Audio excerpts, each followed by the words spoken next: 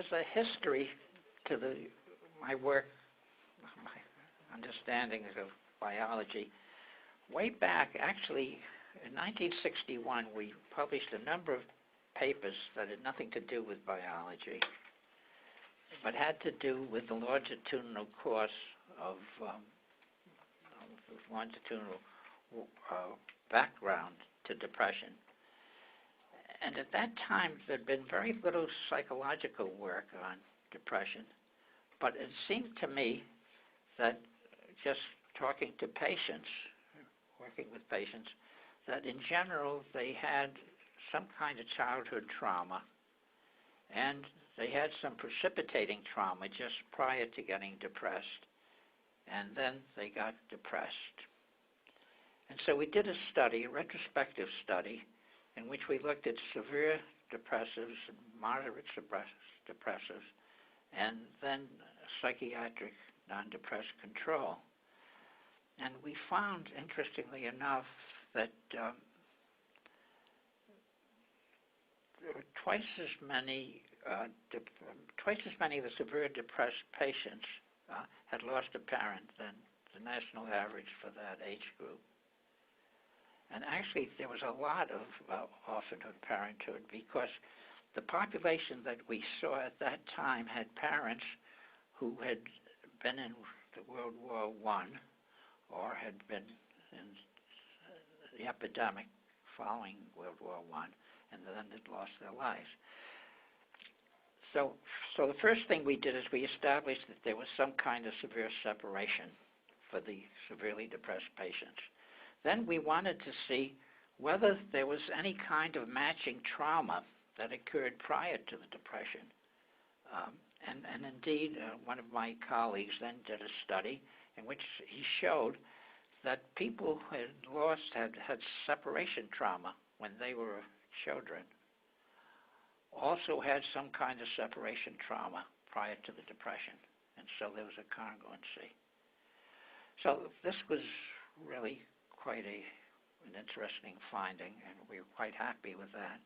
But I was always puzzled for the next, I mentioned the year, for the next 45 years, I puzzled over this fact that many people lose their parents in childhood, and they don't get depressed.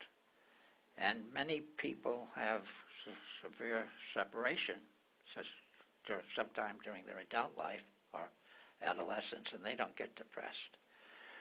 But around 2003, 2004, there were a series of studies that showed that people who had a particular variant of the serotonin gene, the gene that improves the intake of serotonin, those were the people who were most likely to get depressed. So this was an important finding. However, the finding by the geneticist was not considered very remarkable, because this accounted for only 0.003% of the variance. However, if they put childhood trauma into the equation, and people had both, had become depressed and had childhood trauma, then that accounted for 10% of the variance. So it increased by 1,000-fold or more. So it was a combination then of having childhood trauma, and different studies show different types of childhood trauma. In some cases it was abuse, in some cases it was loss, some kind of serious loss, and in some cases it was some other type of serious problem.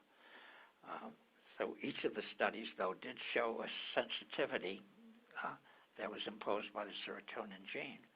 But then we wonder, so that every time you solve a problem, you get a new problem, right? So then the question is, why did this serotonin gene confer specific sensitivity? So another group of people who were cognitively oriented examined people who had the serotonin gene, serotonin variant gene, and found that those people who had the variant also showed a negative cognitive bias. So these are children who are not depressed. They might have a depressed parent, but they're not depressed themselves.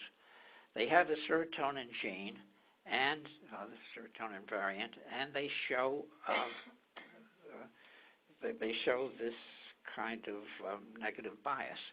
So now we have several things together. We have the occurrence of depression, we have the serotonin transporter gene variant, and we have the cognitive bias. However, there was no prospective study done. So another group of investigators showed that people who had this negative bias then were more likely to get depressed, provided they had some kind of trauma just prior to depression. So now we have several points. So we're able to fill in the dots. Now, all of you have heard things about dysfunctional attitudes, like if I don't do well in an exam, my parents will hate me, or everybody will look down on me, or if I'm not included in a party, then it means that I'm socially undesirable. So the next group of people, investigators, then looked at dysfunctional attitudes, and they showed that people had the serotonin gene, and they had the negative bias, and they had the dysfunctional attitudes, and they had some precipitating trauma, then got depressed. So we got a complete package. Now, I should say, for those who are really research-oriented, the serotonin gene isn't the only gene that can be involved.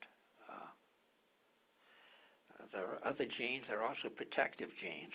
And if one has the protective gene and has the negative gene, the bias gene, they probably won't get depressed.